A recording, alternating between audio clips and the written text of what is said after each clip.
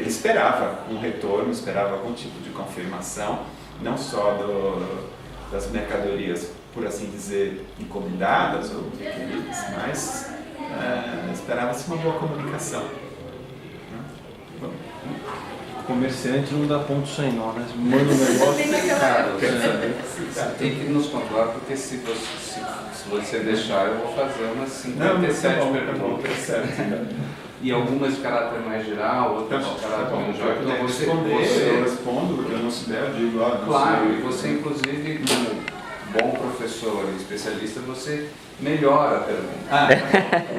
Entendi. Eu gostaria de saber se já havia minimamente algum sistema monetário. Eu acredito que não, né? Que apenas posteriormente isso veio a se desenvolver. Digamos, o que você estuda é de uma complexidade tão grande, porque são milhares de anos, né? E a gente muda de milênios como se fossem dias. Então, claro que a minha pergunta talvez seja completamente deslocada para esse momento, mas por ser a produção da moeda muito importante para a formação de núcleos urbanos, para o próprio conceito de Estado e também para a matemática, eu fiquei curioso para saber a questão da moeda em mundo sumérico que eu não conheço. Tá bom. Então, para esse período eu não sei responder. De novo, eu volto para o período babilônico antigo. Então, eu volto para o período que vai de 2000 a 1600, essa é a datação larga, né, do período babilônico antigo, 2000 a 1600, antes da nossa era. Há uma discussão preliminar sobre o seguinte: existia, a moeda física? Não existia. Existia alguma coisa que a gente pudesse chamar de dinheiro, né? Existia mercado, existia preço. Essas são as discussões preliminares. E essas discussões são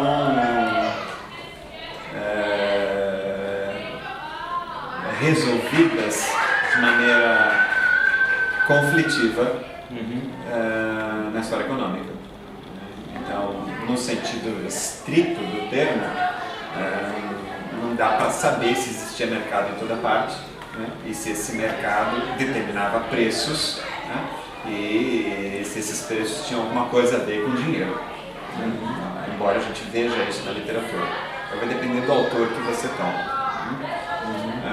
Uma discussão paralela, uma das discussões centrais da história econômica, que é, nos lugares onde as pessoas faziam trocas, as taxas de trocas eram determinadas por algum mecanismo que a gente possa chamar de mercado. De novo, se havia na literatura uma discussão bastante intensa e bastante longa, com partidários do sim, havia um mercado que determinava os preços pelas leis da oferta e demanda, e não havia um mercado, as trocas eram substantivas no sentido do Polanyi, história econômica, em que eram critérios, né, e práticas mais da ordem, de uma ordem social que determinavam como as trocas eram feitas, e não uma questão de equilíbrio de preços. Então, dentro desse contexto, né, se for para melhorar a pergunta, né, então dentro desse contexto é que vamos pensar se existia moeda ou objeto físico, então isso não, né, ou alguma coisa que pudesse cumprir o papel de dinheiro. Há uma discussão sobre o metal, prata, né, o quanto que ele cumpria o papel de dinheiro. Né. Ele é um meio de troca bastante comum, muitos valores, por exemplo, valores de óleos, né, valores, taxas de troca que eu estou falando, né, estou evitando usar o termo preço, né, taxas de troca de óleo, de cereal, eram descritas em termos do equivalente da prata. E isso leva, fenômenos como esse levam algumas pessoas a propor a prata como uma espécie de dinheiro. Entendi, né? Seria uma espécie de equivalente universal. Sim, seria uma espécie de equivalente universal, mas sempre com muita cautela a fazer qualquer generalização, exceto essa, né? A cautela sobre a generalização. para entender um pouquinho a organização geográfica da cidade. Você está falando em mercado, a gente está usando mercado no sentido abstrato, né? Havia um mercado, mas havia um mercado físico, e quando você falou da área, mais ou menos, de Uruk, você falou quantos quilômetros quadrados? 2,5. Isso é uma área urbana, murada, depois tem uma área de produção agrícola, né? Como é que é? Urbana. É área urbana e tem um entorno agrícola. Tá. Você tem um governo que tipo de centralizado, você falou do palácio e do templo, né? Você tem, por exemplo, você falou de listas de profissões, de listas de símbolos, essas taxas de troca, será que não tem algum tablete que dê taxas de troca? Como é uma série de perguntas. Uma série de perguntas.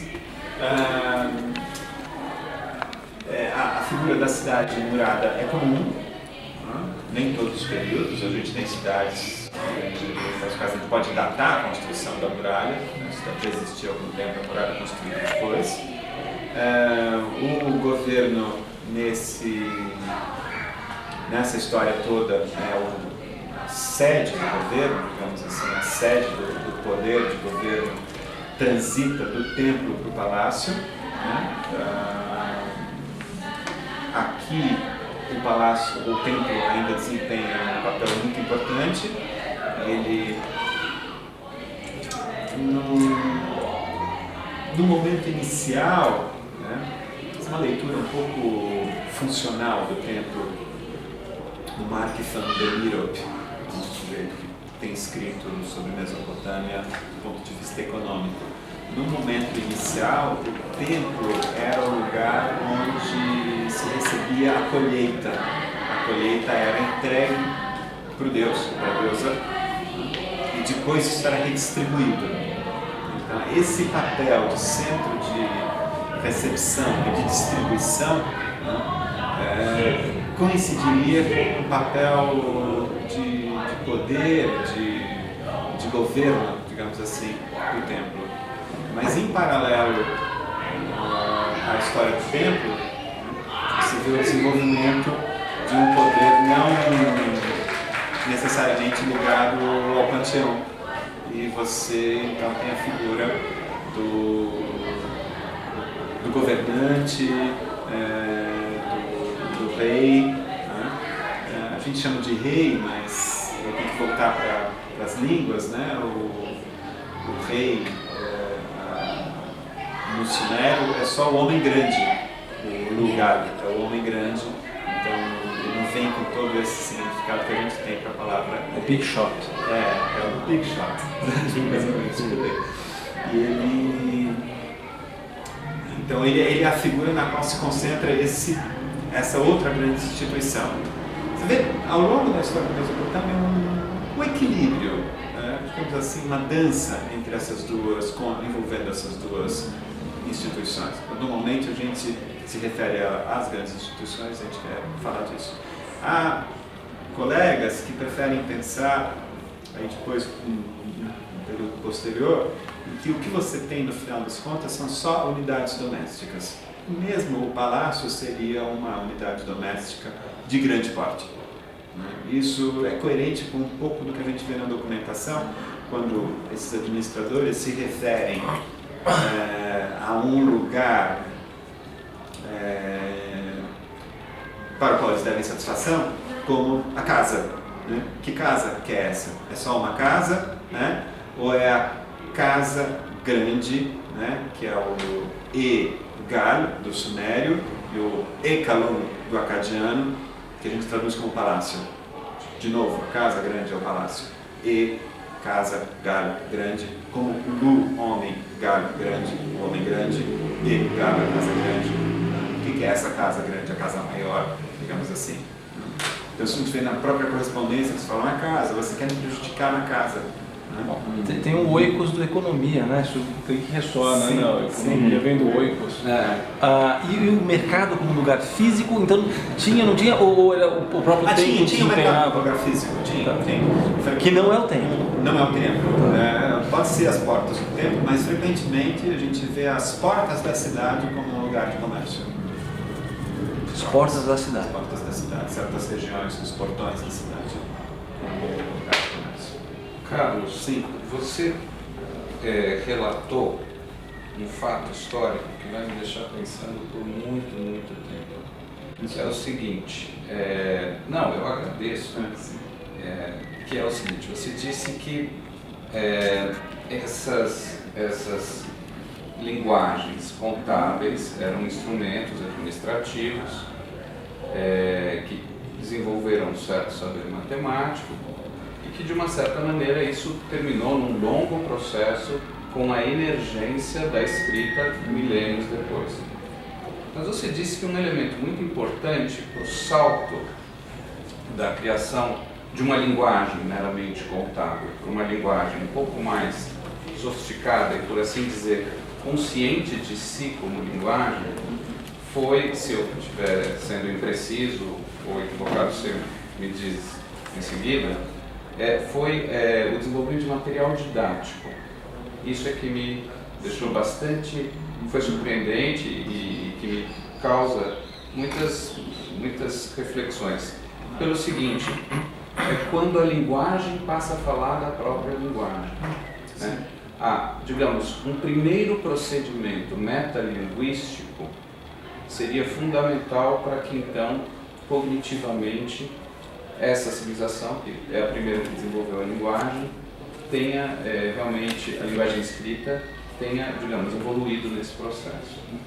Então, eu queria saber se, e acho que isso tem implicações filosóficas muito grandes, implicações cognitivas muito grandes. Eu imagino que o pessoal da arqueologia cognitiva trabalha bastante isso.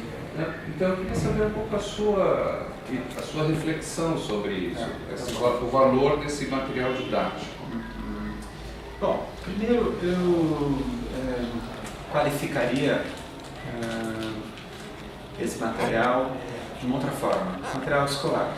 Ele é produzido nas escolas, ele é o produto da educação de escribas.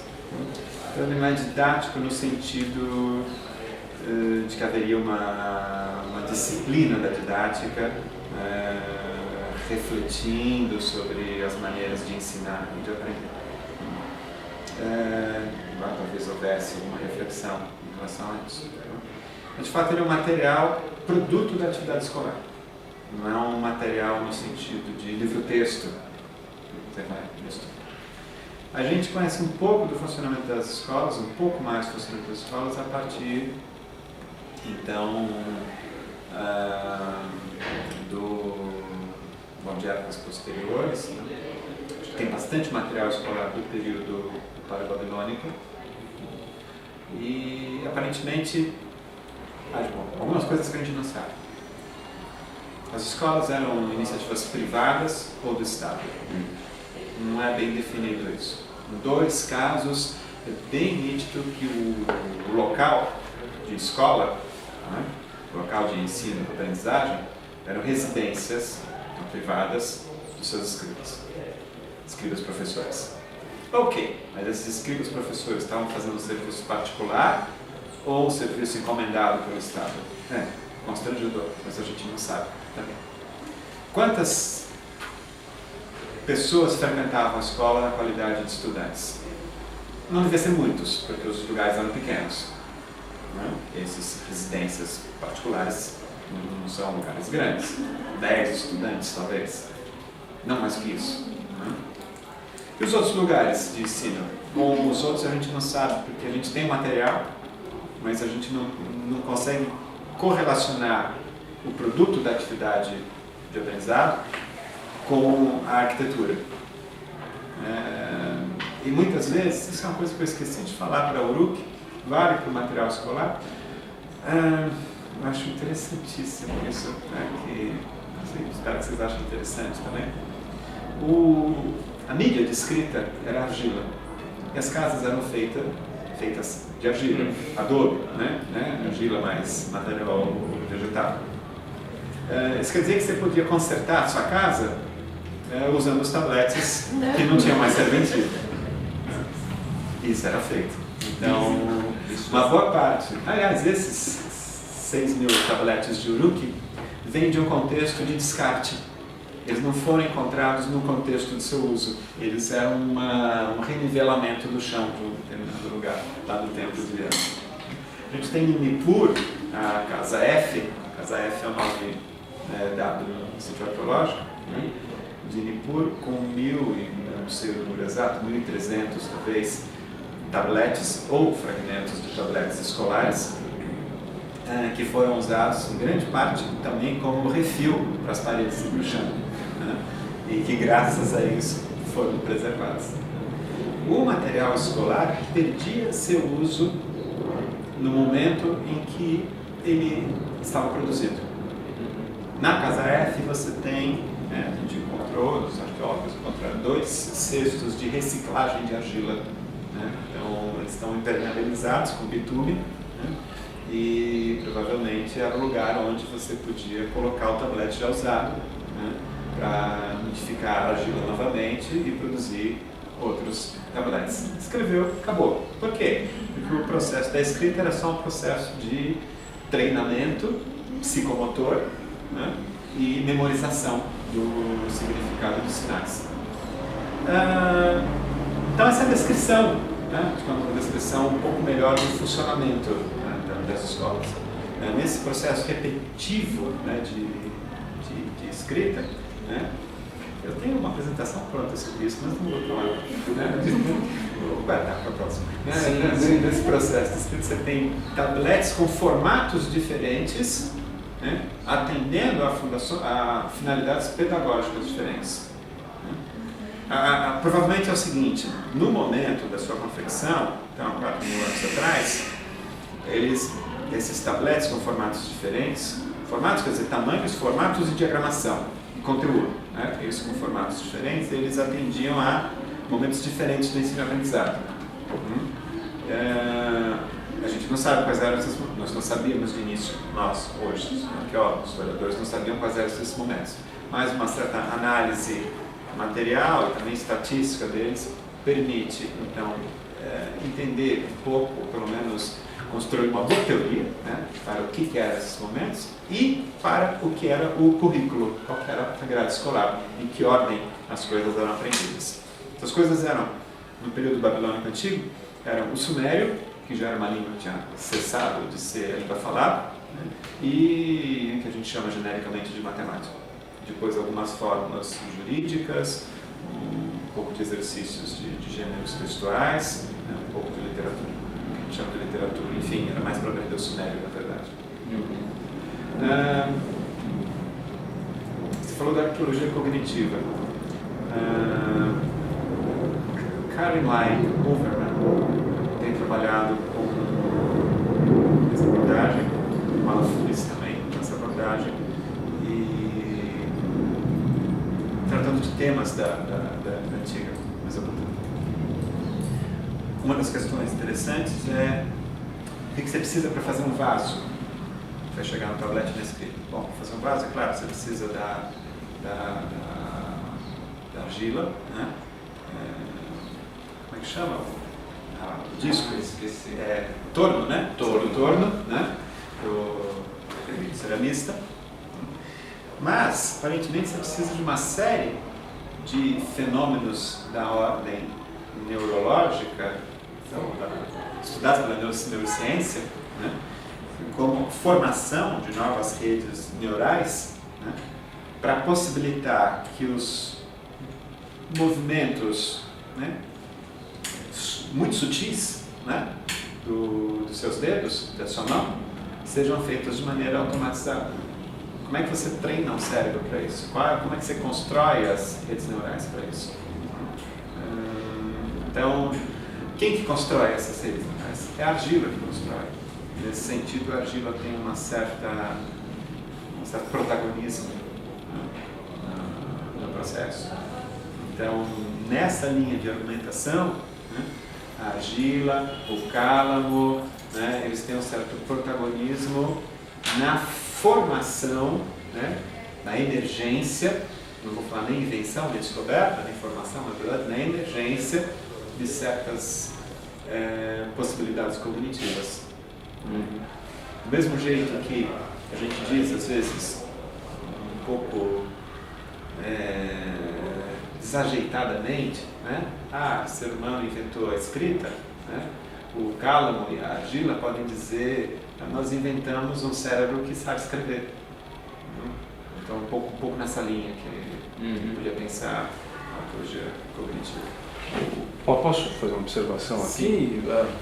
Eu gosto bastante, como você fala, né? Não vou usar invenção, não vou usar outros termos, nem desenvolvimento, vou usar emergência da escrita. O que eu entendo disso, me parece fantástico, é que o que está sendo acentuado aqui é que não é um processo teleológico, não é um processo direcional, não é um processo intencional. Não é assim, puxa, você tem em vista onde você vai dar. Você tem uma série você tem um percurso muito longo, né? Com uma série de etapas que vão sendo determinadas pelas necessidades imediatas, por resolução de problemas práticos e que acaba resultando na emergência da escrita e do qual faz parte o nosso meio físico, né? De ter argila e não ter outra coisa. Se a gente tivesse ficado no mar, né, o tipo de cognição que a gente tem, o tipo de capacidade de identificação é baseado numa série de circunstâncias do nosso meio físico, num plano muito básico, né? Do meio físico e do instrumento, né? Porque no caso o torno é um instrumento mais refinado, por exemplo, do que a mão, simplesmente. É a mão e um outro objeto. Sim, então uma série muito longa de desenvolvimento. O próprio objeto que você constrói, num dado momento, também constrói a você. Acho que é um pouco isso, porque, por exemplo, cerâmica a gente tem entre os índios técnicas, aliás, refinadíssimas, mas não com torno, é só com a mão. Então, o que eu entendi, talvez eu esteja equivocado. Mas é coerente. Sim, não é contraditório, é só complementando, né?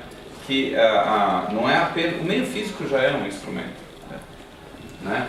É que no caso ele é um instrumento dado. Quando você tem um instrumento mais refinado, que o próprio computador, cognitivamente as gerações mais jovens já têm diferenças em relação a nós. Em alguns casos gera recuo cognitivo. No caso do celular, evidentemente é recuo cognitivo. Mas, tirando a brincadeira à parte, quando você falou, né, a primeira parte que você falou da questão, você te interessou muito, que eu vou te deixar pensando, essa relação do material didático com a sofisticação. Tem um livro interessante, eu estou aqui vasculhando minha cabeça de todo jeito, tem um chamado A Tecnologia da Gramática, está traduzido em português. Francês, né? Isso. Mas uma das coisas que ele fala, vou depois tentar pegar a referência, mas é da relevância absoluta que tem da reflexão metalinguística para o desenvolvimento da linguagem e da escrita. Ou seja, está lá atrás, a gente pensa como uma coisa, veio metalinguística, veio no... Não, está lá atrás você, por exemplo, pensar sobre fonética. A consciência sobre fonética, você tem um monte de sons, né, tal. O desenvolvimento de uma consciência fonética, que é uma reflexão complicada, você separar os sons da língua, está lá atrás, está em períodos bem, né, do desenvolvimento da escrita. Mas ele tratou de períodos ainda milênios anteriores. Isso, né? Então, mas você vai ter um momento em que você vai precisar ter uma reflexão de, puxa, aqui ó, conjuntos de sons, tem L, tem sibilantes, você começa, né, ter uma... Se fizer uma informação útil, né? A passagem para o som, então você tem aqui ideogramas, por assim dizer, né? Logogramas. A passagem para o som, bom, pode ter se dado de várias maneiras, mas uma maneira que a gente tem atestada e estudada é através da chamada escrita pelas coisas, a escrita rebus, né? Pelas coisas. Que é o que aparece na última página do Gibi da Mônica, quando você tem que decifrar uma mensagem a partir do objeto. Então tem uma pá de pedreiro desenhada. E você sabe que não se está falando ali de buraco, de cavar, né? De ferramentas. O que está em questão é o som pá. E aí você monta uma palavra, papai, pano. Então, a gente vê isso no desenvolvimento da escrita para o sumério. Então, eu mostrei para vocês o sinal para a cabeça. Tudo indica que cabeça se pronunciava K no sumério. E aquele sinal, então, passa a ser usado quando a gente tiver a escrita fonética para se referir, para produzir um registro gráfico do som K no meio de uma palavra Mesmo que não tenha nada a ver. Algo muito semelhante é quando você joga mímica e corta a palavra. Não sei se Como? você joga mímica, Sim, né? corta a palavra. Tá difícil de fazer, agora você corta a palavra. Deixa eu fazer o som desse negócio. Eu vou aproveitar o gancho, até porque estamos num centro de cultura helênica, para fazer um pequeno paralelo com o linear B. Né? O disco de Festoso é o linear A, provavelmente é possível que sequer seja uma representação da língua grega, né? Mas foi o linear A, desenvolvido em Creta pelos minoicos, que depois foi absorvido, os mesmos sinais foram absorvidos pelos gregos do continente e os gregos então do continente, o linear A ainda não foi decifrado, mas o linear B foi, e constatou-se justamente que se trata de uma linguagem, agora eu me esqueci o termo técnico, mas que ela é de origem iconográfica, mas no fundo ela é uma linguagem que alguns sinais, inclusive, permanecem puramente ideográficos, ou seja, você tem um desenho que representa a palavra que se refere àquele ser, aquele objeto, aquele animal, assim por diante, mas a maioria da língua ela é propriamente uma língua que define valores sonoros da palavra de partida. Então, como o K de cabeça não vai mais representar simplesmente cabeça, mas o som K, o mesmo acontece no linear B. E o linear B também é uma língua, como você sabe, provavelmente muito melhor do que eu, é uma língua também de caráter que foi uma linguagem escrita que foi usada para fins eminentemente administrativos palacianos. Então, fazendo esse gancho e fazendo a pergunta inevitável e para onde sempre ruma toda a pesquisa arqueológica, que é a pergunta comparativística, né? Então, em termos gerais, uma reflexão ampla, porque isso, claro, é algo em aberto, muito complexo. Mas o surgimento da escrita, digamos, entre os sumérios, que até onde se sabe é o fenômeno mais antigo, mas depois nas diferentes culturas, né? Na China, na Mesoamérica e no Egito, né? Ela sempre digamos, há paralelos, há um padrão nesse desenvolvimento, porque no caso da Grécia, bem depois, no contexto palaciano administrativo. Eu diria, só para, não sei responder, não tenho a capacidade de responder isso, mas só para provocar vocês um pouco, eu diria que a Grécia estava copiando os mesopotâmicos. Eu tenho lendo especulação do achismo, que deve ter padrões. Deve ter padrões nesse sentido, não sei nem se é cópia, eu precisaria ver a influência direta, mas eu diria que tem isso, que tem uma conexão evidente com complexidade da vida, portanto com vida urbana e necessidade de controle, que foi a palavra que o Carlos trouxe. Você tem uma necessidade de, uma hora você tem que controlar fluxo, quando você tem muita gente, quando você tem 50 pessoas, as coisas são muito imediatas. Na hora que você começa a ter que produzir para mais, precisa começar a ter algum planejamento, algum controle, alguma ideia. Eu acho que isso está na raiz, essas necessidades são na raiz da complexificação de certos sistemas de comunicação, portanto também o escrito.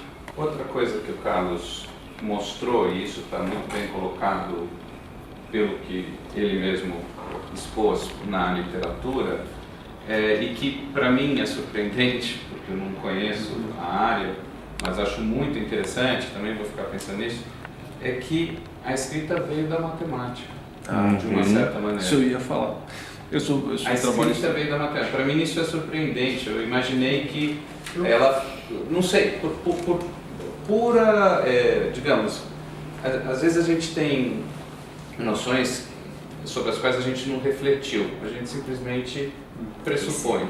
E eu pressupunha que a escrita, ela seria, tudo bem, sequer estamos falando de matemática, estamos falando de contabilidade, mas de qualquer maneira, a representação numérica é anterior à representação de palavras, pelo menos foi um pouco isso que eu entendi. E isso para mim é surpreendente. Eu, só para sem querer polemizar, evidentemente, né? Está numa área em que... Não, vamos polemizar.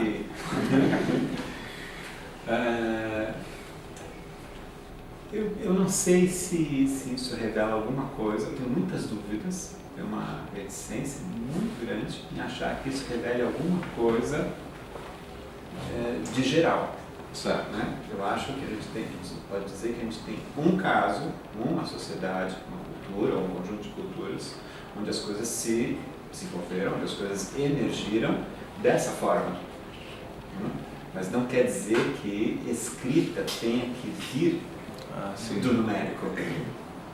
A gente tem um caso em que tem uma... E nem é que veio do numérico, né? Tem uma...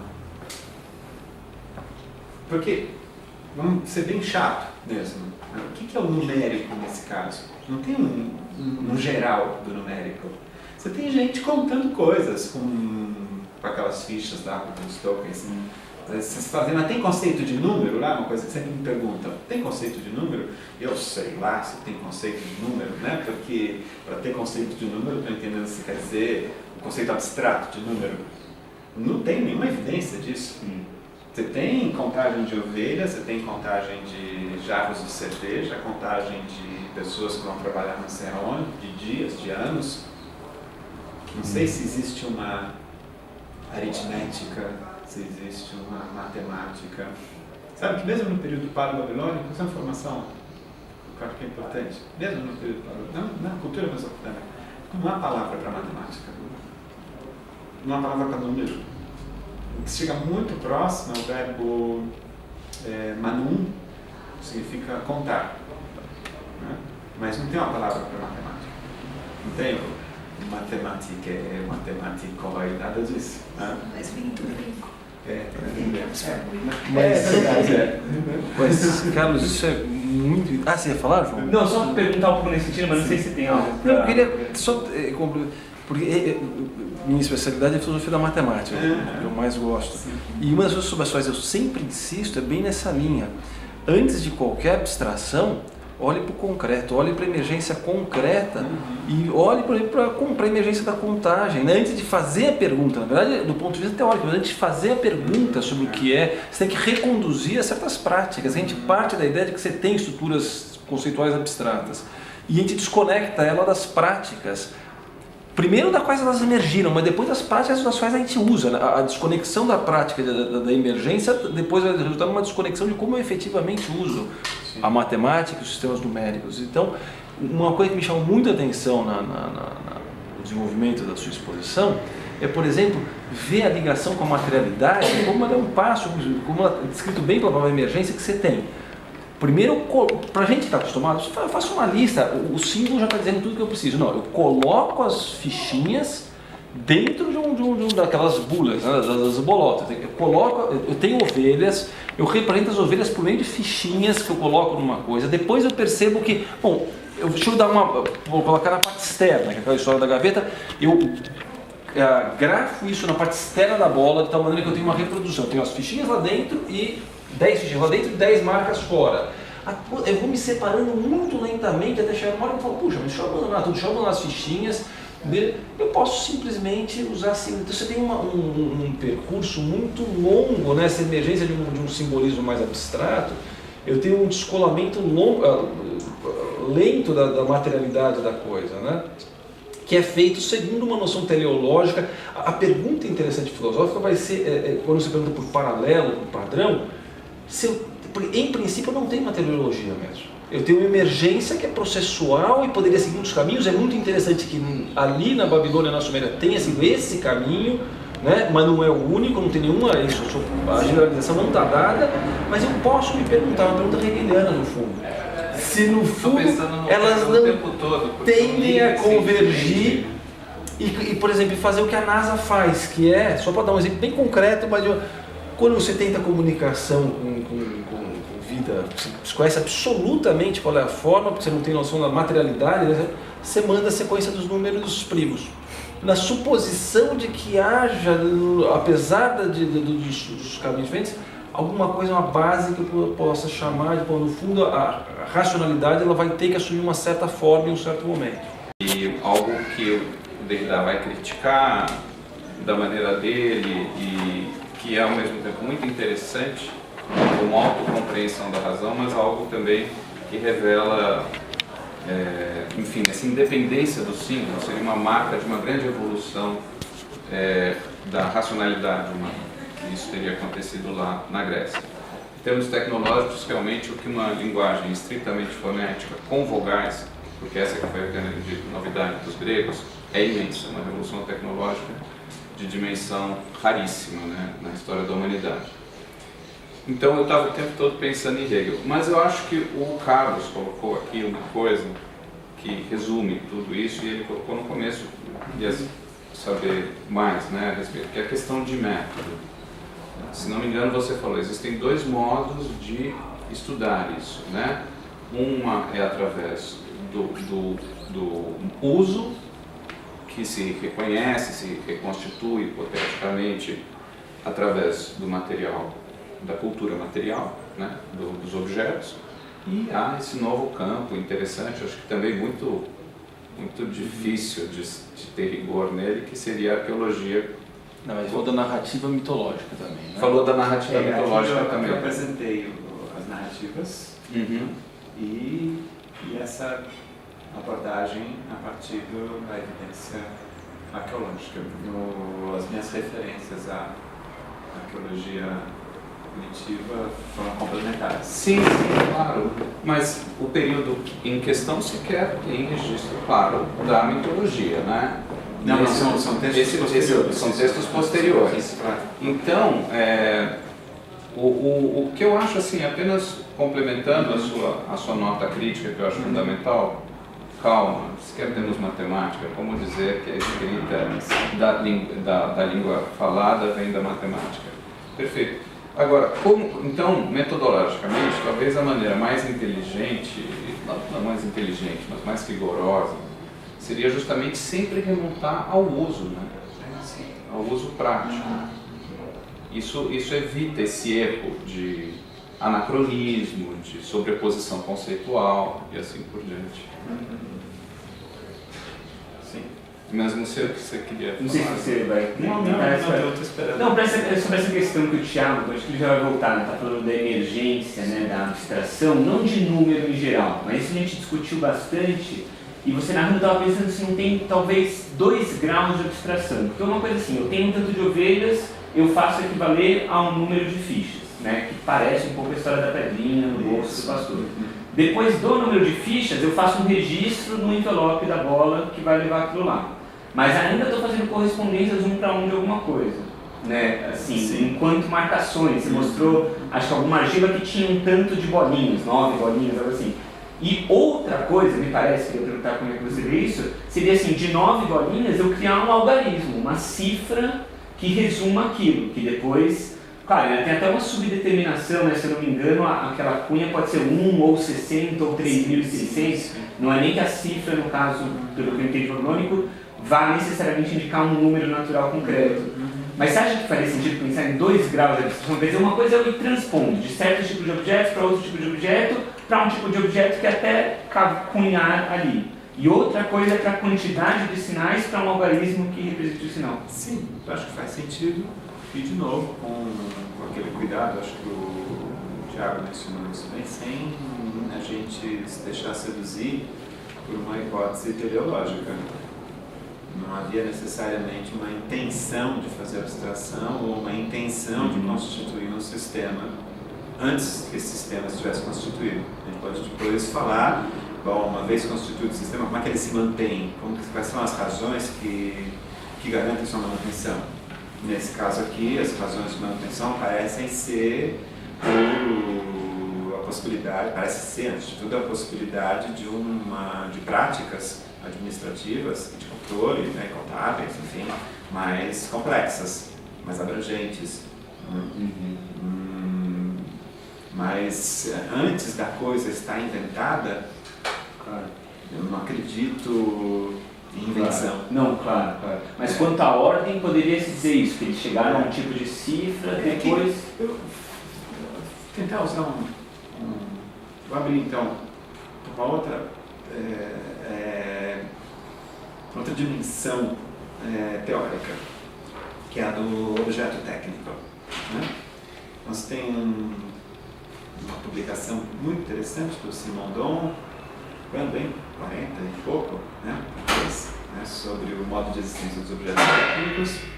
Depois uma retomada desse tipo de pensamento pelo Latour e por toda a... como é que chama? Os estudos sociais da ciência. Os objetos técnicos são esses objetos, pode ser qualquer coisa, que vêm com um certo programa de ação.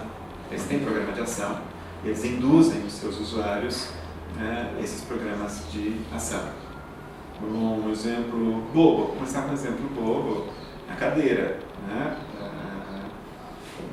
Assim, eu confesso que estou morrendo de vontade de me sentar no chão, me encostar numa parede, me esticar, mas esse objeto técnico já entendi que aqui é para ficar na cadeira, eu vou ficar, né? Não vou sair daqui. Então, mistura de utilizações, embora ninguém tenha dito isso.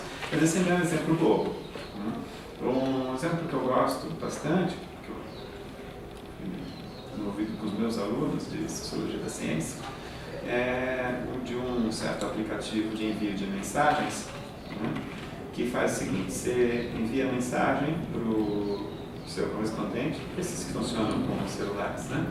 Você envia a mensagem para o seu correspondente, se a sua ligação internet ou Wi-Fi estiver fraca, ele só mostra um reloginho, né, para dizer que a mensagem ainda não foi enviada.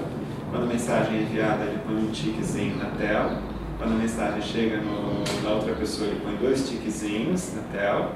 Quando a outra pessoa lê, esses 2 tiquezinhos mudam de cor, né? Eles ficam azuis. Não sei se vocês já viram isso. Agora, olha só que interessante. Ele é eu acho interessante, né, interpretá-lo como um objeto técnico. Ele institui um programa de ação. Ele tem um script. Né? O script dele é use-me muito. O script dele não é seja feliz, não é faça isso ou faça aquilo. É use-me muito. Por quê? Porque deve ter suas razões, né? Econômicas, empresariais, o que seja. Use-me muito. Ele é até de graça, não é isso? Em algumas operadoras. Né? Você perde todo o resto da sua internet, mas continua usando ele. O script de ação dele é use-me muito. Olha que interessante. Quando você manda a mensagem para alguém e ela fica azul, você entra num registro de impaciência. Pode confessar, entra ou não entra? Muita gente entra. Né? O que é esse registro de impaciência? A outra pessoa lá não está respeitando a diretiva use-me muito. Por que ela não me responde? É alguma coisa contra mim? Né? Eu falei alguma bobagem? Né? Se eu entrar numa piração muito grande, eu até escrevo de novo. E aí, está fazendo a egípcia? É isso? Vocês conhecem a gíria, fazer a egípcia? Então, eu aprendi também, eu também não conhecia, meus alunos que falaram. Que é? A egípcia está sempre olhando de lado. Ela finge que não está Está fazendo a egípcia, né? E agora, aí você se indispõe com o seu correspondente se indispõe com você, eventualmente, mas o objeto técnico é inquestionável. Ele institui um modo de ação, ele institui um modo de vida que não depende das suas escolhas. É isso, né? Quando eu falo agência dos objetos, é disso que eu estou falando. Não é que você entrou no acordo assim, Tiago, vamos brincar então, a gente vai se comunicar, a gente vai trocar número de telefone. Você pegou a pessoa errada, eu também não tenho. Você não tem celular também? Não, eu tenho celular, eu não tenho essas coisas. Putz, eu já fiquei alegre. Eu estou num estágio um pouco menos evoluído que o seu. Então não adianta o seu. João, vamos trocar então. Bom, isso significa que nós estamos, os restantes estão lá embaixo. Isso é importante. Assim, mas o nosso acordo eu reconheci a história dos verdinho, azulzinho, eu não tinha a gente não pode passar 5 minutos sem se inscrever. E tem um outro, qual que é o outro Snapchat, não é isso? A história do foguinho? Não conheço. Não é isso? Eu também não conheço, tanto chat eu não tenho, esse eu não tenho mesmo, né? Você vi estudando. Tem um outro dispositivo que fica ativo, a menos que, eu não sei os detalhes, depois é só tu perguntar para qualquer um que usa, dar uma googlada, deixa eu ver. Tem um certo dispositivo que deixa de ficar ativo, que morre se você e o seu interlocutor não conversarem, não trocarem coisas no período de X horas, né? Então, mas a gente vai trocar mensagem, a gente vai fazer um acordo nosso, explícito. A gente não pode passar mais de 5 minutos sem responder uma mensagem. Isso é uma coisa. Não existe esse acordo. É o objeto que institui. Né? Ele vem com um programa de ação. Né? Então a gente não sabe, esse objeto é fácil de analisar, a gente conhece bem, ele está aqui, é presente, a gente usa, a gente conhece muitos usuários, a gente vê como são seus efeitos. Agora, como é que a gente pensa em objetos antigos em termos de programa de ação? Objetos técnicos, em termos de programa de ação. Qual que era o programa de ação da argila? Qual que era o programa de ação do token? Da bula? Da ovelha? Qual que é o programa de ação da ovelha? Será que a ovelha, nos seus balidos, está falando lá para o pastor, conte-me ou devora-te? Não, esse é outro bicho. Né? É conte-me, né? Então, mas eu acho que é um tipo de abordagem que eu acho interessante, embora tenha suas limitações também, que ajuda a gente a pensar em termos de emergência das coisas. Então, o objeto é uma versão um pouco mais sistematizada da necessidade da mãe das invenções, né? Não é que a gente inventa a coisa, né? Você está ali numa coisa e a coisa emerge. Então, poderia a escrita, a contagem, né, a aritmética, como coisas que emergem nessas situações, emergiram nessas situações específicas. Então a gente pode estudar como que elas se deram nessas situações, e eu não acredito nem um pouco que a gente possa fazer uma generalização e dizer, em outro lugar vai ser assim também. Não sei. Em outro lugar, outras situações, eu não sei qual que vai ser as emergências em outros lugares.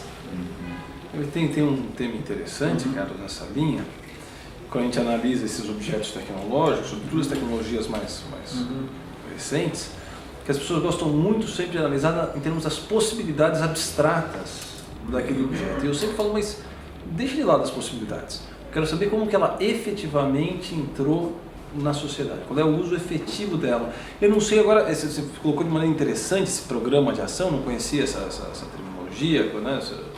Mas eu agora vou pensar em termos, porque assim, não sei se ela enfatiza essa diferença ou não, porque você fala assim, tem um programa de ação, é como se ela carregasse em si você falou, né, use-me muito, uma certa...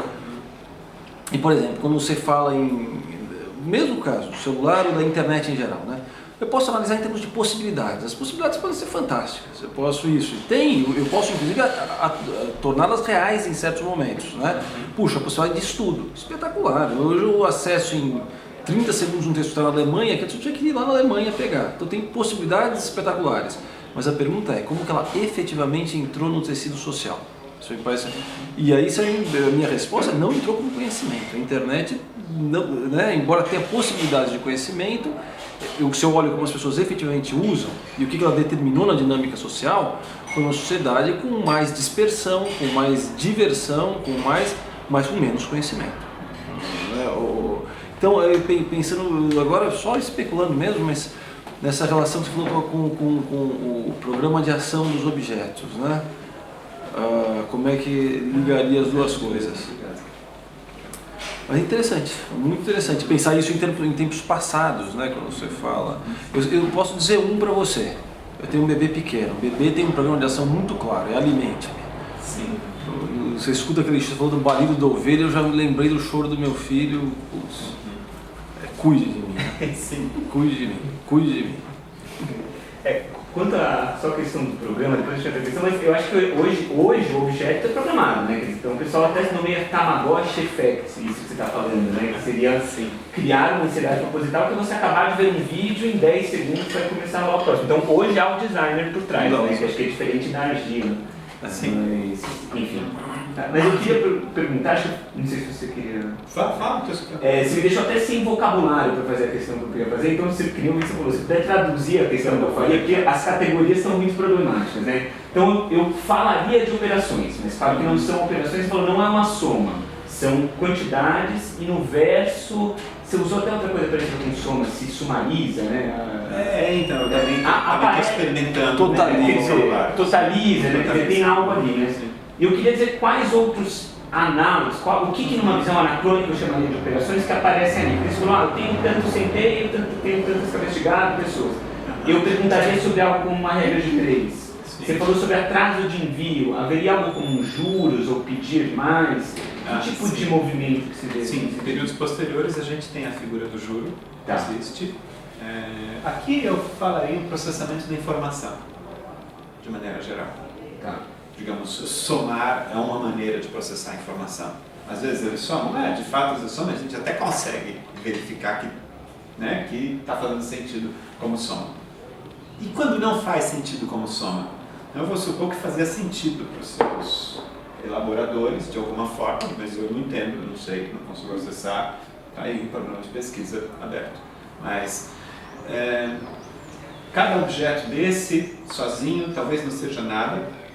Eles faziam parte de um sistema que era ativo e concomitante às atividades de armazenamento, fluxo, descarte de commodities, consumo, o que quer que seja. E dentro dessas atividades, o conjunto de tabletes, de textos, por assim dizer, constitui uma unidade de significado. Onde a gente pode ver processamento de informação que, ao que tudo indica, atendia a função de controle. Sim? Posso fazer uma pergunta, já que voltou? Claro. Aquela parte que você disse sobre desenvolvimento de medidas para coisas não contábeis, de grãos, específico com relação à área. Sim. Eles se utilizavam de formas planas? Sim. E eles priorizavam algumas, chegam a falar sobre algum resultado? A base da medida, você tem as medidas lineares, comprimentos.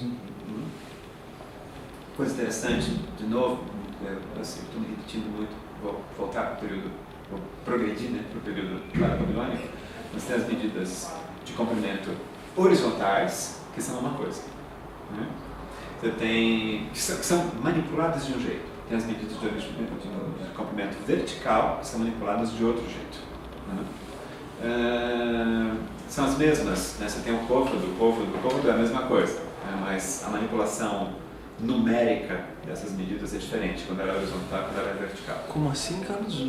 Ilustra, eu não consigo entender. Como é que é a manipulação? Quando você...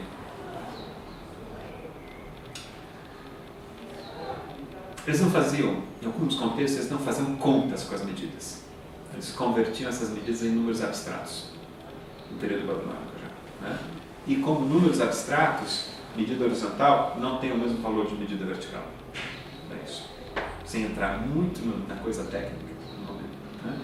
E tem as medidas de superfície, em que são outros, não tem a ideia de centímetro quadrado, metro quadrado. Você tem outros nomes, mas a gente consegue reconstituir um gancho entre elas, entre as medidas lineares e as medidas de superfície. Então, a medida básica de gancho, a medida de gancho entre os dois sistemas é o lambda, que é o mesmo nome que aparece para a ração, mas em outro contexto, que vale 6 metros.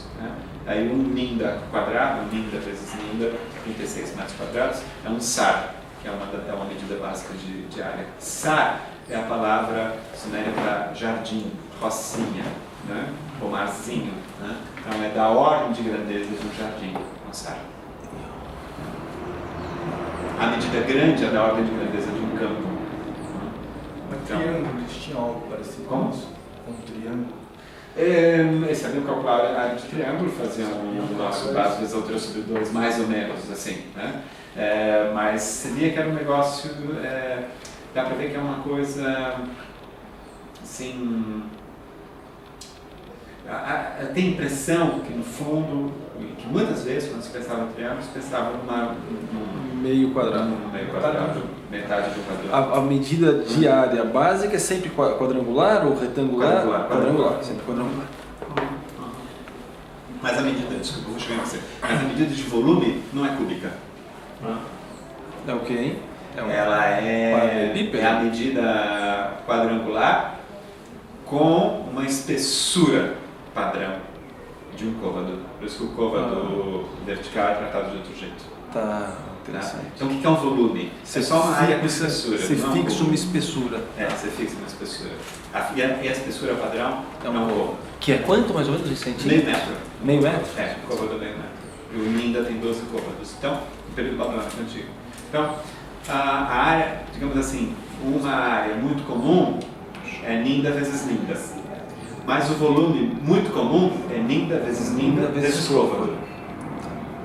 Não é um cubo. Ou seja, vai dar isso. Só mesmo culturas com muita mania pela simetria, né, é que pensariam a unidade básica de volume como cubo. Assim, ela é só uma área que sobre vou fazer uma pergunta muito mais modesta depois dessa discussão que achei bastante interessante. Como se deu o deciframento desse sistema numérico? Foi da mesma forma do deciframento do sumério a partir de glossários com as línguas acadianas? Ou tem algum outro processo? Eu não estou bem informado sobre isso, mas ao longo do século XIX se deu o deciframento do sumério, a primeira grande parte do deciframento do cuneiforme. Né? Isso foi feito no contexto não do sumério, no contexto do acadiano. Isso começa a partir da década... O deciframento é oficializado ao longo da década de 50 do 19. O que acontece é que, desde o 18, o material epigráfico estava chegando aos colecionadores europeus, mas ainda uma prática antiquarista, colecionista, né, juntar objetos que vêm da região da antiguidade bíblica, né? E esses objetos, então, mudam de... Os objetos que chegam, né, começam eram objetos de arte, digamos assim, né? Gentes, né? Figurinos. Em determinado momento começam a chegar objetos com texto, objetos epigráficos. Isso coincide com eu não sei localizar direito, mas coincide com outros esforços de entender textos antigos, de sistematizar o conhecimento dos textos antigos. E é nesse momento, então, no começo do 19, primeiras décadas do 19, que se começam os esforços para a decifração do cuneiforme. 1857 é a data que a gente tem como oficial, em que uma sociedade erudita britânica envia o mesmo texto para 4 sabidões diferentes, e os 4 produzem mais ou menos a mesma tradução. Aí eles dizem, bom, então está decifrado. Né? Tipo a Septuaginta. Então pronto, está feito. Né? Agora, o processo é longo, né? Decifrar não quer dizer que se incluía todos os textos. Os textos, os números, sim, desde esse momento são bem compreendidos. Né? Mas os textos matemáticos não. Eles começam a ser um pouquinho melhor compreendidos no fim do 19. Tem publicações de que a gente poderia chamar de um esforço de história da matemática mesopotâmica. É só na fim da década de 20, começo da década de 30, que o pessoal que se debruçava sobre esse tipo de problema fala assim, caraca, então tem alguma coisa parecida com o que a gente chama de equação de segundo grau. É nesse momento que eles entendem. Isso possibilita, ao longo da década de 30, a publicação maciça de textos cuneiformes matemáticos. É a publicação do Otto Neugebauer, 35, 37, né? E depois, logo em seguida, o Tovoranjan, 38, e aí tá, né? E aí vocês falam assim, primeiro matemática. Em paralelo, logo depois que traduziram, que decifraram o cuneiforme para o acadiano, começaram a perceber que tem uns textos que não fazem sentido, não faziam sentido. e outra língua. Né? E outra língua que é essa? Aí é o sumério. Se decifra o sumério depois. Começa a Você tem duas línguas distintas que usavam um mesmo sistema gráfico.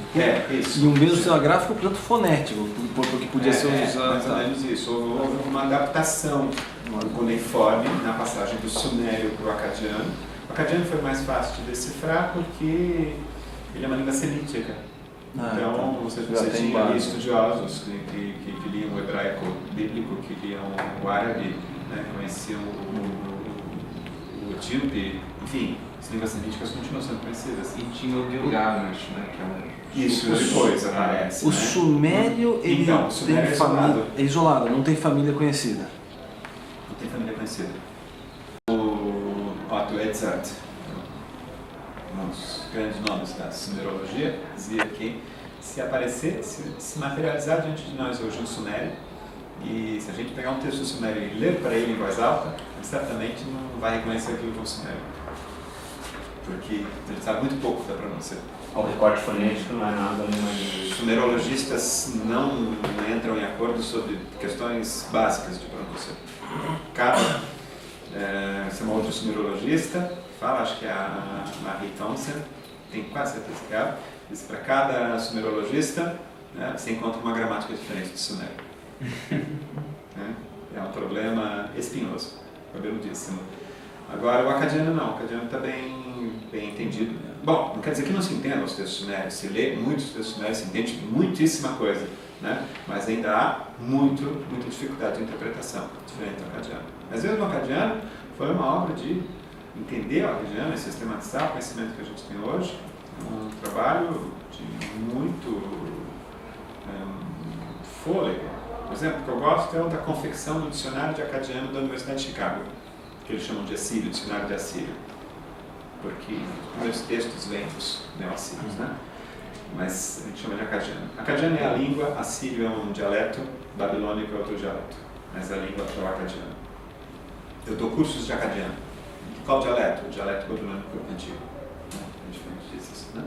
Então, o dicionário de acadiano da Universidade de Chicago. O acordo para a confecção do dicionário foi firmado em 1929. E o primeiro texto, o primeiro volume do dicionário, letra H, letra H, né, foi publicado em 1956, quase 20 anos depois. E o último volume, letras U e W, foi publicado em 2010. Né? Isso quer dizer que os primeiros volumes já estão desatualizados. E, de fato, os volumes estão desatualizados. O que a gente entende hoje da língua é muito mais elaborado do que estavam nos primeiros volumes. Mesmo assim, extremamente úteis. A gente não pode se passar, não pode passar sem eles, né? Então, o processo de tradução e de decifração é tortuoso. Respondendo mais diretamente à pergunta, sim, os números eram entendidos imediatamente, mas as coisas mais elaboradas que a gente pode chamar de matemática só foram entendidas no começo do 20. A primeira língua a ser decifrada, assim ser entendida, compreendida é o acadiano. A pronúncia dela é reconstruída a partir, de novo, pronúncia de nomes próprios, e o que se conhece da família de línguas semíticas, que ajuda bastante. Então, divide o vocabulário. Né? Abum é pai em acadiano, como em árabe. Né? Biton é casa em acadiano, né? Como em hebraico, muda um pouquinho a pronúncia. Né? Enfim, o vocabulário é o mesmo. A estrutura gramatical é muito próxima. Isso ajuda pra caramba. Ou seja, para falar acadiano é bom começar pelo árabe ou pelo hebraico, você tem uma boa... É bom fazer junto, né? Para quem não conhece nenhuma língua, é bom fazer junto. Mas não há necessidade de começar. Hoje você tem material didático, aí sim, material didático, né? De estudo acadiano, muito eficiente, muito bem elaborado. Tranquilo. Tem material didático eficiente? Sim. Acabou de ser traduzido o Gilgamesh, sim. Né? Sim. E do acadiano, pelo Jacinto Lins Brandão. Vamos trazê-lo aqui um dia. Sim, é uma ótima tradução. Muito excelente, né? O estudo introdutório, ele também pôde se valer de material novo, que surgiu acho que há 7 anos atrás. Sim. Não, mas a pergunta é material didático de acadiano. Você que, né, já é difícil achar material didático do grego bom, mas material do acadiano didático bom. É isso. O que mais? Bom, como você disse, certamente a gente vai te convidar Exatamente. outras vezes no plural. Não sei se hoje alguém vai ter Exatamente. alguma questão, mas Eu teria muitas outras, mas deixa para podemos a continuar essa próxima. conversa. Muito obrigado, cara. Não, que isso, obrigado a vocês.